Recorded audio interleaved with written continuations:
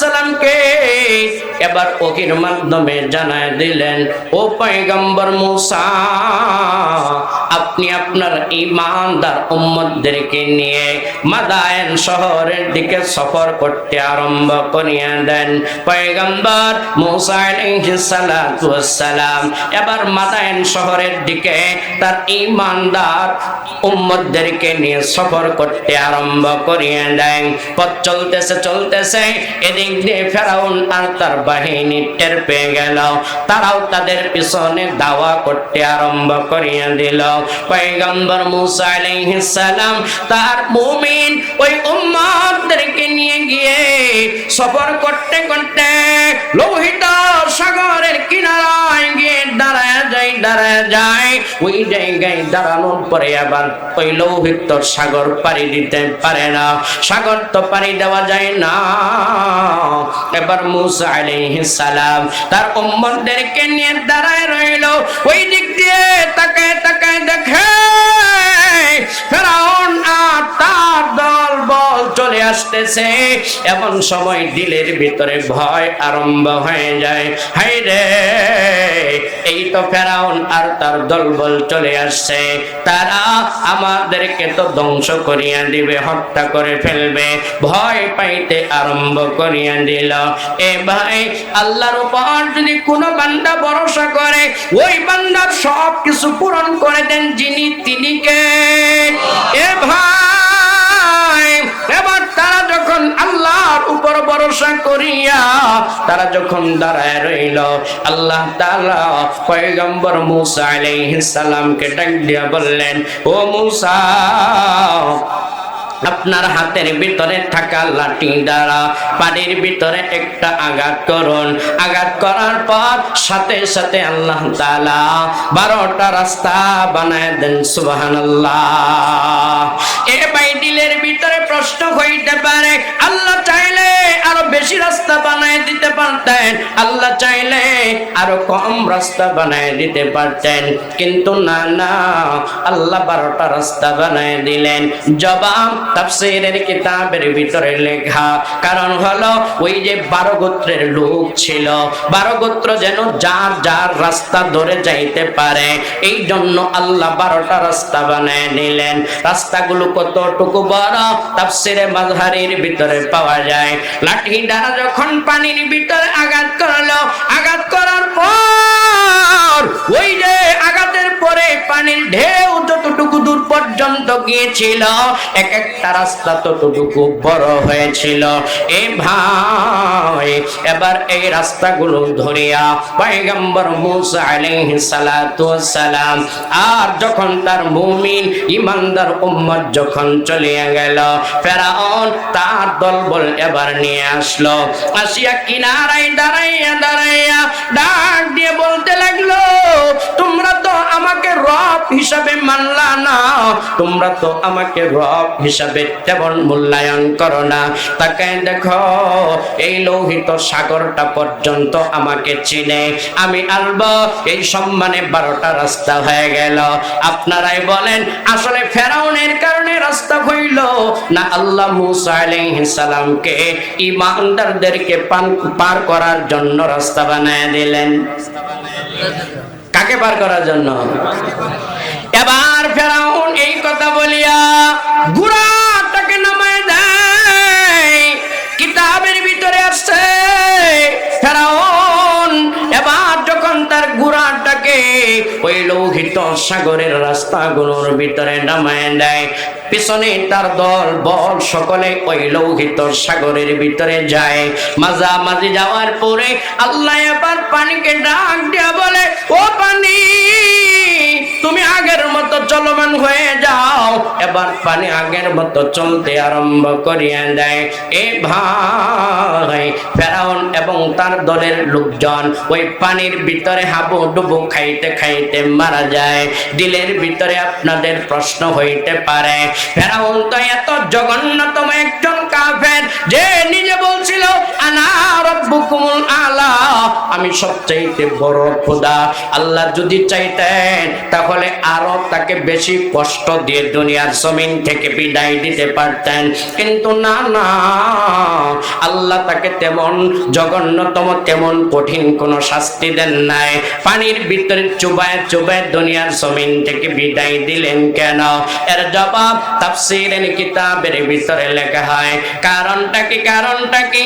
কারণ হলো একদিন সংসদের ভিতরে একজন ডাক দিয়ে বলছিল, ফেরাউন, রাজ্যের ভিতরে যদি কোনো মনিবের কোনো গোলাম যদি কোনো মনিবের নাফরমানি করে, মনিবের অবাধ্যাচরণ করে, তাহলে ওই মনিবের যদি অবাধ্যাচরণ করে ওই গোলামের কি শাস্তি হবে? ফেরাউন সংসদের ভিতরে বসিয়া আইন জারি করিয়া দিয়েছিল যে ওই যে গোলামটা মনিবের অবাধ্যাচরণ করবে ওই গোলামের শাস্তি হলো লোহিত সাগরের পানির ভিতরে চুবায় চুবায় তাকে মেরে ফেলা হবে। আল্লাহ এবার ফেরাউনকে লোহিত সাগরের পানির ভিতরে চুবাইয়া মেরে ফেলে আল্লাহ ডাক দিয়ে বলেন, বুঝাইতে চাইলেন, ফেরাউন, তুই তো আমি আল্লাহ একজন গোলাম, তুই তো গোলাম হওয়ার পরে আমি আল্লাহকে মানো নাই। হায়াতের জিন্দেগিতে আমি আল্লাহকে তুমি তো বিশ্বাস করো নাই, আমি আল্লাহর তো বিরুদ্ধাচরণ করলা, নাফরমানি করেছ, এই জন্য তোমার জবান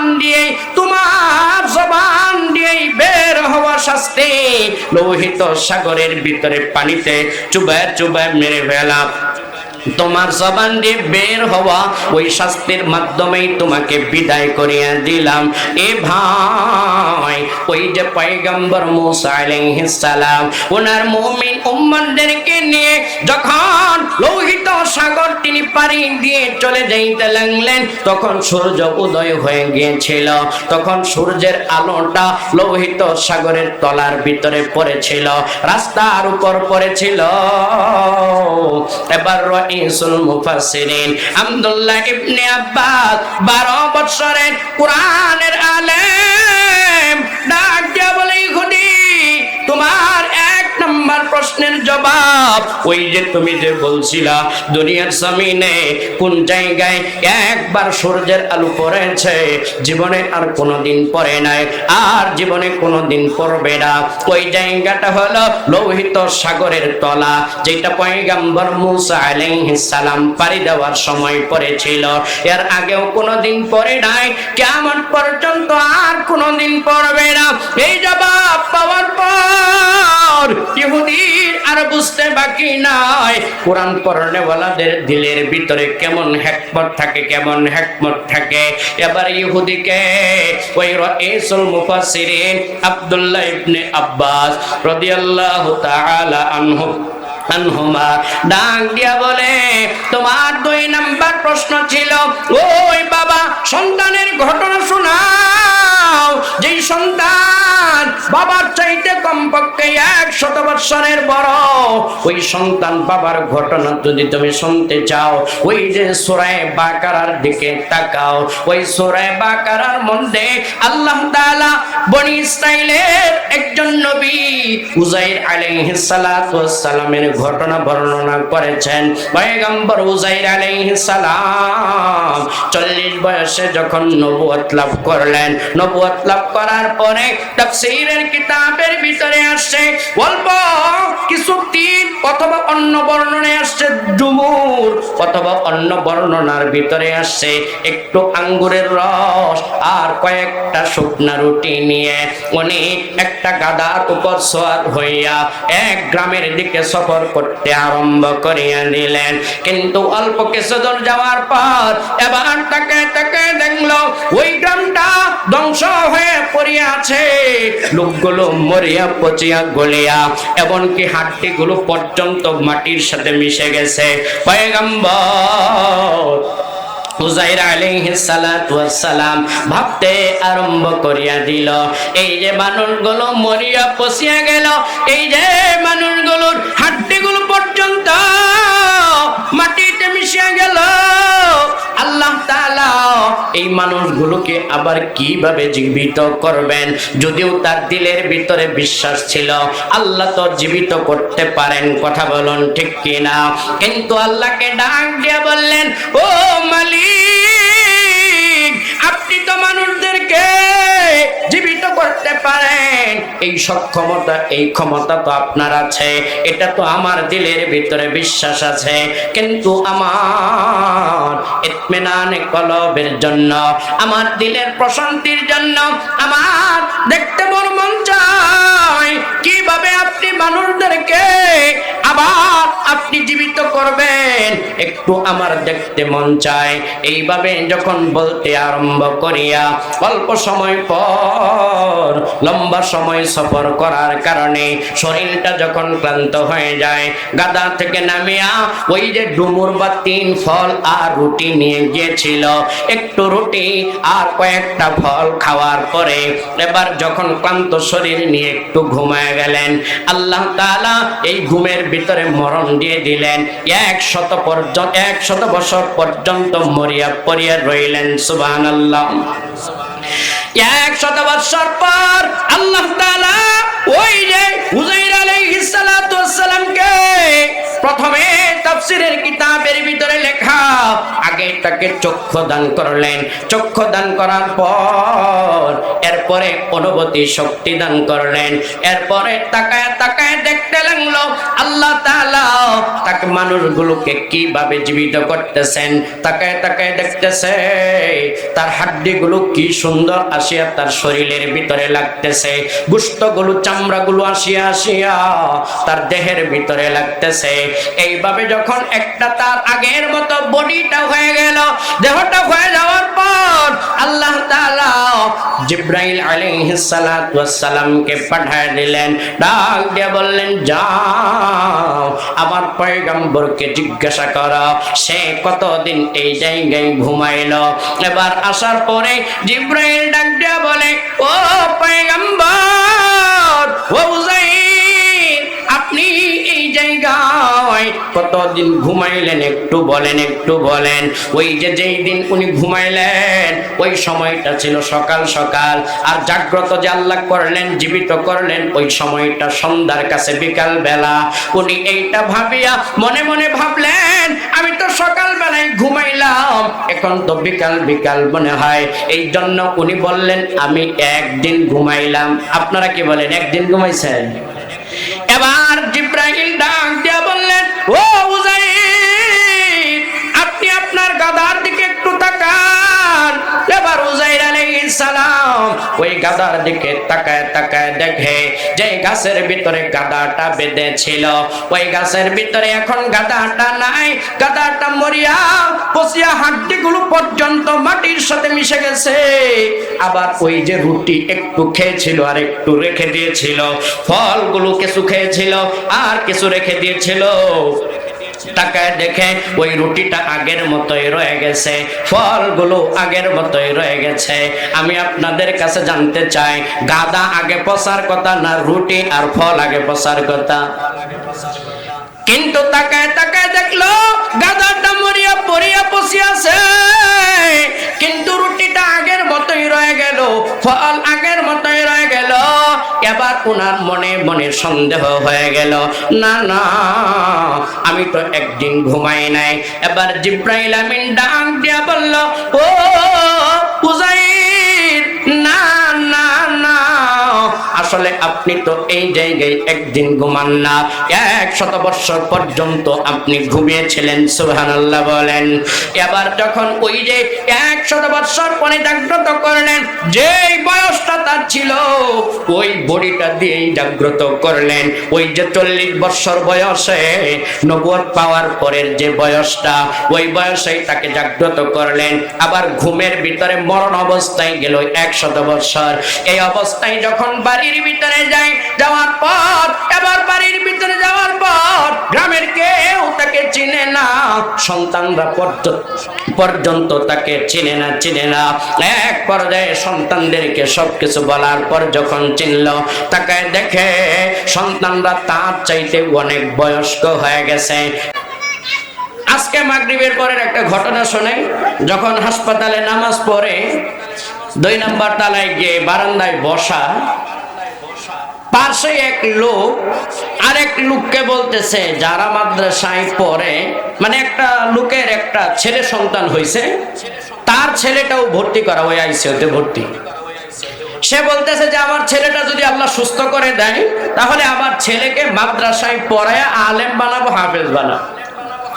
পাশে আরেক ভদ্রলোক, দেখতে ভদ্রই মনে হয়, এই আল্লাহর বান্দা ডাক দিয়া বলে, তোমার ছেলেকে যে এই যে হাফেজ বানাইবা, আলেম বানাবা, এই ছেলে তো হাফেজ যদি বানাও, আলেম যদি বানাও, ভালো কাপড়ও পরতে পারবে না, ভালো খাবারও খাইতে পারবে না, দুনিয়ার জমিনে শুধু অশান্তি আর অশান্তিতে থাকবে।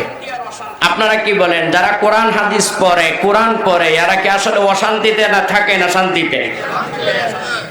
কিন্তু মানুষের মন মানসিকতা হলো এমন, যারা মাদ্রাসায় পড়ে, কোরআনের শিক্ষায় শিক্ষিত হয়, দ্বীনি শিক্ষায় লাভ করে, এদেরকে সমাজের মানুষ মনে করে এরা শিক্ষিত হয়েও মূর্খ। কি বলেন আপনারা? দুনিয়ার জমিনে তাকায় দেখবেন, এদের পাঞ্জাবি যদিও ভালো নয়, এদের দেখবেন ভালো পোশাক নাই, জুতা ভালো দামি পরিধান করতে পারে না, 2000 3000 টাকায় মুয়াজ্জিনের ইমাম মুয়াজ্জিনি করে, 7000 8000 টাকায় ইমামতি করে, 10-12 হাজার টাকায় বেতনে চাকরি করে। এরপরেও আমরা এদেরকে সমাজের মধ্যে কোরআন যারা পড়ে, হাদিস যারা পড়ে, দ্বীন যারা শিখে, এদেরকে শিক্ষিতই মনে করি না। অথচ কোরআন হাদিস উম্মতের উলামায়ে কেরাম, সাহাবায়ে কেরামের আশা প্রমাণ করে, যারা দুনিয়ার জমিনে কোরআনের শিক্ষায় শিক্ষিত হয়, দ্বীনি শিক্ষা লাভ করে, দুনিয়ার জমিনে আসমানের নিচে জমিনের উপরে এরাই হলো সবচাইতে বড় বুদ্ধিমান, সবচাইতে বড় জ্ঞানী। সুবহানাল্লাহ বলেন। এই কারণেই কোরআনের মধ্যে কিন্তু আল্লাহ বলেন, ইন্নামা ইয়াখশাল্লাহা মিন ইবাদিহিল উলামা। রাসূল হাদিসের মধ্যে বলেন, আল উলামা ওয়ারাসাতুল আম্বিয়া। যারা কোরআনের শিক্ষায় শিক্ষিত হয়, হাদিসের শিক্ষায় শিক্ষিত হয়, দ্বীনি শিক্ষায় শিক্ষিত হয়, এদেরকেই কোরআনের ভাষায়, হাদিসের ভাষায় আলেম বলা হয়। জাগতিক যত শিক্ষায় শিক্ষিত হোক, এদের কাউকে কোনোদিন আলেম বলে না। কি বলেন আপনারা? ডাক্তার, ইঞ্জিনিয়ার, তাদের আলাদা নাম দেওয়া হয়, কাউকে কি আলেম বলা হয়? বলা হয় না। কারণ আলেম শব্দের ভিতরেই যে এইটার ভিতরে একটা প্রভাব আছে, যে আলেম যারা হয় এরা কোরআনের শিক্ষায় শিক্ষিত হয়, দ্বীনি শিক্ষায় শিক্ষিত হয়, আর দুনিয়ার জমিনে এরাই আসলে সবচাইতে দামি। যদিও আমরা মনে করি এদের টাকা নাই, পয়সা নাই, কোনো ক্ষমতা নাই, কোনো কিছু নাই। এমন তো অনেক হুজুর, একটা জামানা তো ছিল, জব্বা পাঞ্জাবি বলতে বলতে উঠতে উঠতে হাঁটুর উপরে উঠে যাইত। আমি না দেখলেও আপনারা যারা মুরব্বী তারা তো দেখছেন। কিন্তু এদের দাম কি আল্লাহর দরবারে কম? কম না। আমার তিলাওয়াতকৃত সূরা ইয়াসিনের শুরুতে আল্লাহ এটাই বলেন, ইয়াসিন আল কোরআনিল হাকিম। ইয়াসিন এটা তো হুরুফে মুকাত্তাআত, এটার অর্থ আল্লাহ ভালো জানেন, এটার অর্থ দুনিয়ার কেউ জানে না। এরপরে আল্লাহ বলেন আল কোরআনিল হাকিম। কোরআনটা হলো হিকমতে ভরা। এই কোরআন যারা পড়ে, আল্লাহ তাআলা তাদেরকে হিকমত দিয়ে ভরপুর করে দেন। দুনিয়ার জমিনে যখন যেটা তার জবান দিয়ে বের করা দরকার, আল্লাহ বের করে দেন। যখন যেটা তার কর্মে বাস্তবায়ন করা দরকার, সেটাই আল্লাহ বের করে তাকে সম্মানী করে দেন। সুবহানাল্লাহ বলেন। দেখেন, দুনিয়ার জমিনে কিছুদিন পূর্বে তিনবারের প্রধানমন্ত্রী বেগম খালেদা জিয়া যখন মারা গেল, এই দলের কি লোকজন, কর্মী, বড় বড় উচ্চ পদের লোক ছিল, কিন্তু জানাজা কি তারা পড়াইলো না একজন এই মক্তবের মতো মক্তবে পড়নেওয়ালা একজন সাধারণ এক আলেমের মতো, দেখতেও তেমন বড় না, বেশভূষায় তেমন কিছু না, কিন্তু জানাজাকে পড়াইলো? কোন নেতা না মাদ্রাসার একজন হুজুর? হুজুর। অথচ কত ডিগ্রিধারী লোক তারা পিছনে দাঁড়ায় রইল, কিন্তু জানাজা যিনি পড়াইলেন তিনি এই যে মক্তব দেখেন না আপনারা করে রাখছেন, প্রতি বছর কিছু কিছু টাকা দিয়ে যান, এই মক্তবের মতোই কোন মাদ্রাসায় পড়ুয়া আলেম জানাজা পড়াইলো, তাহলে আলেমের দাম কি নেতাদের চাইতে বাড়লো না কমলো? এই যে উনাদের দাম আল্লাহ এত বাড়ায় দিলেন, বাংলার জমিনে পত্রিকার ভিতরে তো আসছে যে এত বড় বৃহৎ জানাজা আর কোনোদিন হয় নাই, ভবিষ্যতে হয় কিনা এটা পরের বিষয়। এই বৃহৎ জানাজার ভিতরে যিনি ইমামতি করলেন উনি মাদ্রাসায় পড়ুয়া একজন আলেম, কি বলেন? অথচ উনার ছাত্র জামানায় উনি কেমন ছিলেন একটা ঘটনা, উনার যে বন্ধু একসাথে পড়াশোনা করছেন আল্লামা মুফতি দেলোয়ার হোসেন সাহেব দামাত বারাকাতুল আলিয়া আকবর কমপ্লেক্সে, উনি উনার সাথে বলা ঘটনা উনি শুনাইছেন যে এই আল্লামা আব্দুল মালিক দামাত বারাকাতুল আলিয়া উনি যখন ছোট মানুষ, অনেক সময় দেখেন না বাবারা ছেলেদেরকে ওয়াজ মাহফিলে নিয়ে যায়, এখন তো ওয়াজ মাহফিল ঘরে ঘরে, আগে তো ওয়াজ মাহফিল অনেক দূরে দূরে হইতো, নিয়ে যাইতো। এই আল্লামা আব্দুল মালিক দামাত বারাকাতুল আলিয়া উনাকে যখন উনার বাবা এক জায়গায় ওয়াজে নিয়ে গেল, অনেক বড় ওয়াজ মাহফিল ছিল, বক্তা দূর থেকে দেখা যায় না, ওয়াজ হচ্ছে গাছের উপরে যে মাইকগুলো লটকানো, আওয়াজ তো মাইকে ওই গাছের উপরে হচ্ছে। উনি এই আল্লামা আব্দুল মালিক দামাত বারাকাতুল আলিয়া উনি তখন বলছিলেন যে বাবা এই মাইকে এই গাছের উপরে যে বক্তা বসে বসে ওয়াজ করে এই বক্তা নামবে কিভাবে?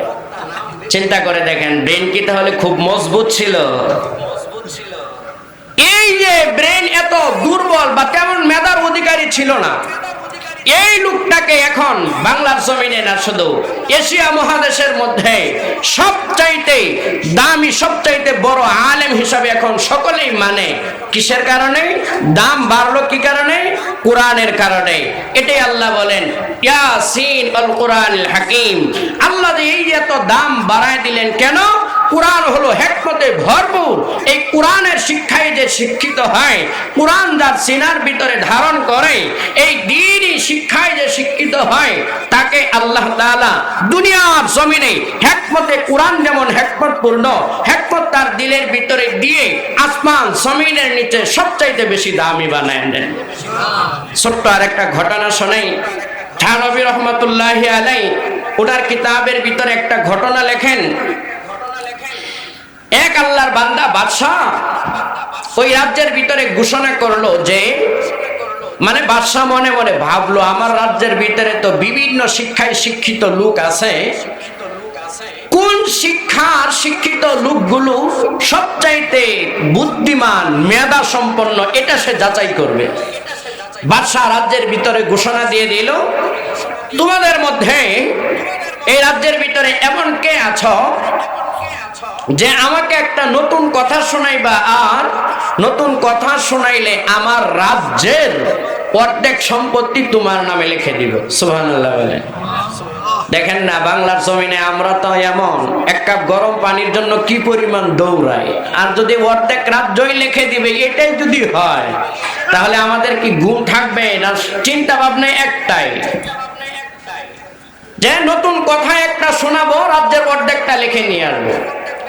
গ্রামের ভিতরে লোকজন, এটা যখন রাজ্যের ভিতরে ঘোষণা হলো, লোকজন একে একে লাইন ধরে দাঁড়ায় গেল, একটা করে নতুন কথা শোনাবে আর রাজ্যের অর্ধেকটা লিখে নিয়ে আসবে।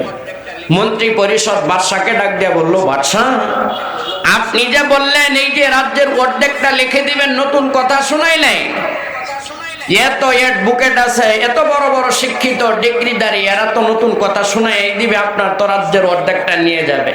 বাদশাহ খুব চালাক, সে বলে যে যত কথাই বলো, বললে আমি বলবো এই কথা আগে শুনছি, তাহলে তো আর নতুন কথা হবে না, সম্পদ নেওয়ার সম্ভাবনা নাই। আছে? নাই।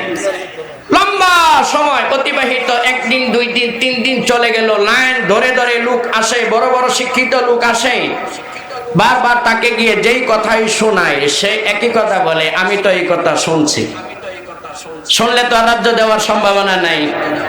এক কান দুই কান করে করে এক আল্লাহর বান্দা বুজুর্গ কোরআনের আলেম, উনি একটা জঙ্গলের পাশে ছোট একটা লতা পাতা দিয়ে ঘর বানায় কোন রকম ইবাদত করে করে ওনার জীবনটা চালায়া কবরের জিন্দেগিতে যাওয়ার প্রস্তুতি নিচ্ছেন।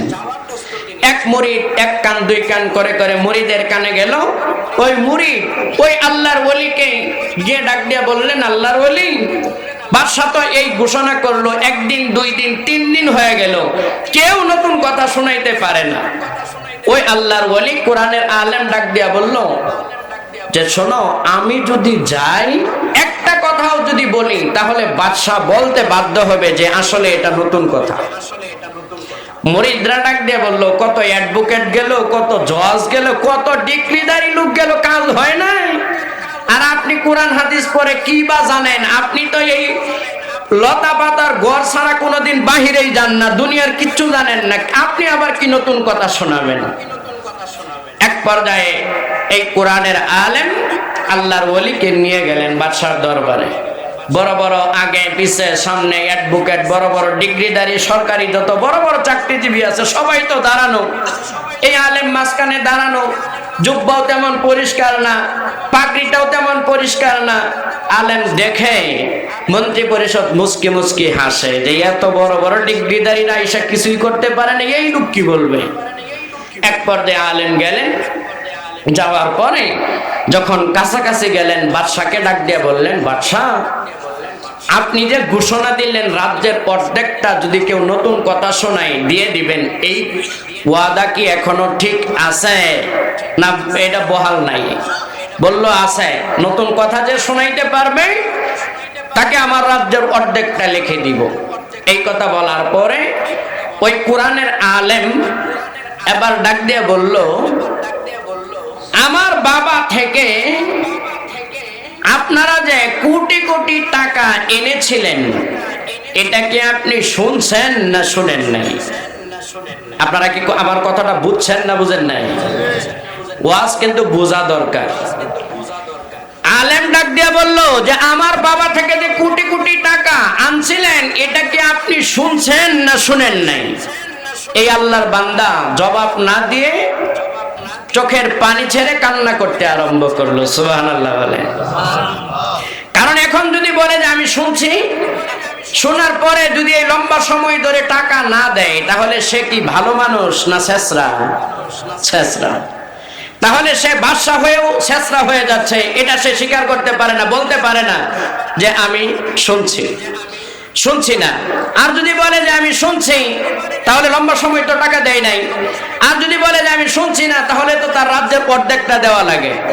এখন সে চুপচাপ চোখের পানি ছাড়িয়ে কান্না করে মন্ত্রী পরিষদ ডাক দিয়া বলে, বাদশাহ, সম্পদ লিখে দিবেন কিন্তু আপনার কান্না করার তো কোনো বিষয় না, কান্নার কি আছে? বাদশাহ ডাক দিয়া বলে, শোনো, আমি রাজ্যের ভিতরে এই ঘোষণাটা দিয়েছিলাম, জানতে চাইছিলাম যে রাজ্যের ভিতরে বিভিন্ন শিক্ষায় শিক্ষিত লোক আছে, কোন লোকগুলো সবচাইতে বেশি বুদ্ধিমান এটা আমার জানার চেষ্টা ছিল।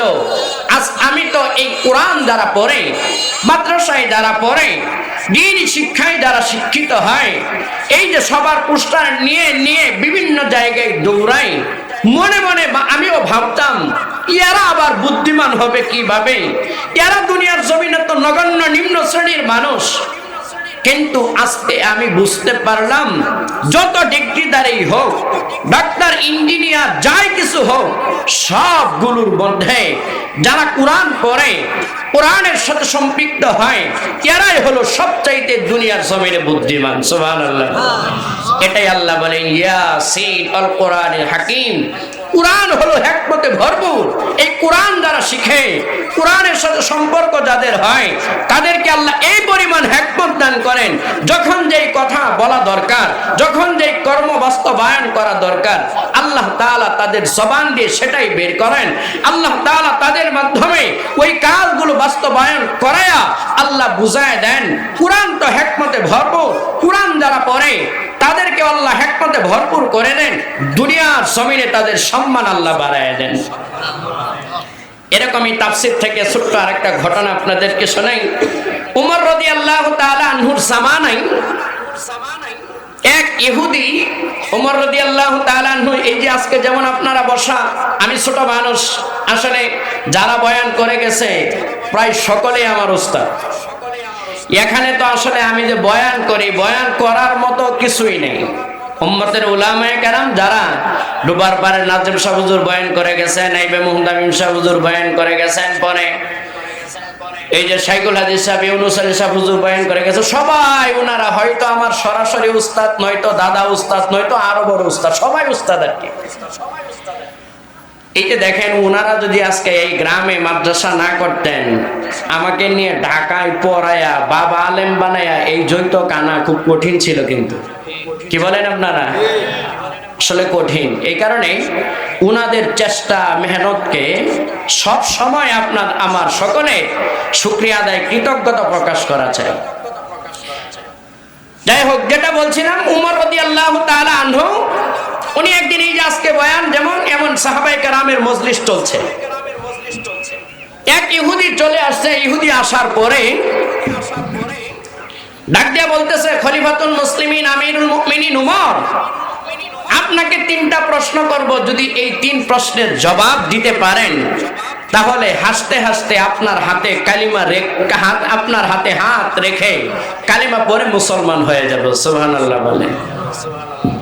ইহুদি আয়েশা উমর রাদিয়াল্লাহু তাআলা আনহুকে এই কথা যখন বললেন, উমর রাদিয়াল্লাহু তাআলা আনহু জিজ্ঞাসা করলেন, বলো তোমার প্রশ্নগুলো কি? তাফসিরে মাযহারির ভিতরে আসছে 3টা প্রশ্নের কথা, অন্যান্য কিতাবে আবার 4টা আসছে, বিভিন্ন কিতাবে বিভিন্ন। তবে আমি যে riwayatটা আপনাদেরকে শোনাচ্ছি 3 প্রশ্নের কথা। এই উমর রাদিয়াল্লাহু তাআলা আনহু আবার ডাক দিয়ে বললেন, ইহুদি বলো তোমার প্রশ্ন 3টা কি? ইহুদি বলে, 1 নাম্বার প্রশ্ন হলো, আপনি কোরআন থেকে জবাব দিবেন যে দুনিয়ার জমিনের ওই জায়গার নাম কি, ওই জায়গা কোনটা যেই জায়গার মধ্যে সূর্যের আলো জীবনে একবারই পড়েছে, এর আগেও পড়ে নাই, কিয়ামত পর্যন্ত আর কোনোদিন পড়বেও না। ওই জায়গা কোনটা এটা আমাকে জানায় দেন। শুনছেন এই প্রশ্নের জবাব? সহজ না কঠিন? 1। 2 নাম্বার প্রশ্ন হলো, আপনি আমাকে জানায় দিবেন ওই বাবা এবং সন্তানের ঘটনা, যেই সন্তান বাবার চাইতে বয়সে 100 বছরের বড়। সুবহানাল্লাহ বলেন। বয়সে বাবা বড় হয় না সন্তান? কি বলেন আপনারা? বাবা না সন্তান? প্রশ্নটা কি উল্টা উল্টা মনে হচ্ছে না? কি প্রশ্ন করছে? যে আপনি ওই বাবা এবং সন্তানের ঘটনা শোনাবেন, শোনায় দেন যেই সন্তানের বয়স বাবার চাইতে কমপক্ষে 100 বছরের বড়। এটা হলো 2 নাম্বার প্রশ্ন। প্রশ্নটা কি সহজ মনে হয় না কঠিন? আবার জবাব দিতে হবে কোরআন দিয়ে। নাম্বার 3 নাম্বার প্রশ্ন হলো, ওই মুর্দা, ওই কবরের ঘটনা শোনান। মুর্দাকে কবরে রাখার পরে কবর 40 দিন পর্যন্ত মুর্দাকে নিয়ে ছুটাছুটি করে, কিন্তু শেষ পর্যন্ত মুর্দাকে রাখতে পারে না, এক পর্যায়ে কবর থেকে বের করে দিছে। এটা কার ঘটনা একটু শোনেন। সহজ মনে করেন না কঠিন? 3 প্রশ্নের জবাব আপনাদের জানা দরকার আছে না নাই? জানবেন না এর আগে কেউ চলে যাবেন? মন মানসিকতা কেউ আছে চলে যাওয়া? প্রশ্ন কয়টা? 3টা। কোনটা সাইরা রাখা যাবেন না তো? ঠিক আছে, এটা কিন্তু ওয়াদা। আল কারিমু ইযা ওয়াদা ওয়াফা। যারা ভদ্র হয় তারা ওয়াদা করলে পূরণ করে। এবার এই 3 প্রশ্ন করার পরে উমর রাদিয়াল্লাহু তাআলা আনহুর পাশে বসা ছিলেন টকবগে 12 বছরের একজন বালক, কোরআনের বড় আলেম, রাইসুল মুফাসসিরিন আব্দুল্লাহ ইবনে আব্বাস রাদিয়াল্লাহু তাআলা আনহুমা। এই রাইসুল মুফাসসিরিন আব্দুল্লাহ ইবনে আব্বাস রাদিয়াল্লাহু তাআলা আনহুমা উমর রাদিয়াল্লাহু তাআলা আনহুকে ডাক দিয়ে বললেন, উমর, খলিফাতুল মুসলিমিন আমিরুল মুমিনিন, আপনি যদি আমাকে অনুমতি দেন ওই ইহুদির এই প্রশ্নের জবাব, আপনি তো ইসলামে দ্বিতীয় খলিফা, আবু বকরের পরে সবচাইতে দামি, আপনার জবাব দেওয়া লাগবে না। আমি 12 বছরের যুবক, টকবকে বালক, আমি নিজেই জবাব দিতে পারবো। সুবহানাল্লাহ বলেন। কুরআন পড়লে হিকমত কি পরিমাণ আল্লাহ দান করেন। হে দুনিয়ার মুসলমান ভাই, রাইসুল মুফাসসিরিন আব্দুল্লাহ ইবনে রাদিয়াল্লাহু তাআলা আনহুমা ইহুদিকে ডাক দিয়ে বলে, ও ইহুদি, তোমার এক নাম্বার প্রশ্ন, দুনিয়ার জমিনের ওই জায়গা যেই জায়গার ভিতরে একবার সূর্যের আলো পড়লো আর জীবনে কোনোদিন পরে নাই, আর পড়বেও না। ও ইহুদি, তুমি কোরআন থেকে এই ঘটনা শুনিয়া নাও, এই জবাব তুমি গ্রহণ করো। ওই যে কোরআনের ভিতরে পয়গম্বর মূসা আলাইহিস সালাতু ওয়াস সালাম আর ফেরাউনের ঘটনা কোরআনের মধ্যে বর্ণিত হয়েছে। পয়গম্বর মূসা আলাইহিস সালাতু ওয়াস সালাম আল্লাহর পক্ষ থেকে যখন নবুয়ত পাইলেন, নবুয়ত পাওয়ার পর এবার কালিমার দাওয়াত নিয়ে ফেরাউনের কাছে গেল। ফেরাউনকে একের পর এক দাওয়াতগুলো দিতে আরম্ভ করিয়ে দিল। লম্বা ঘটনাও, ফেরাউন তার দাওয়াত গ্রহণ করে না। এক পর্যায়ে ফেরাউন জুলুম নির্যাতন নিপীড়ন করতে আরম্ভ করিয়ে দেয়। কিতাবের ভিতরে আছে ফেরাউন এক পর্যায়ে পরামর্শ ক্রমে সিদ্ধান্ত নিয়ে নিল, পয়গম্বর মূসা আর যারা ঈমান আনয়ন করেছে তাদেরকে দুনিয়ার জমিন থেকে বিদায় করিয়ে দিবে।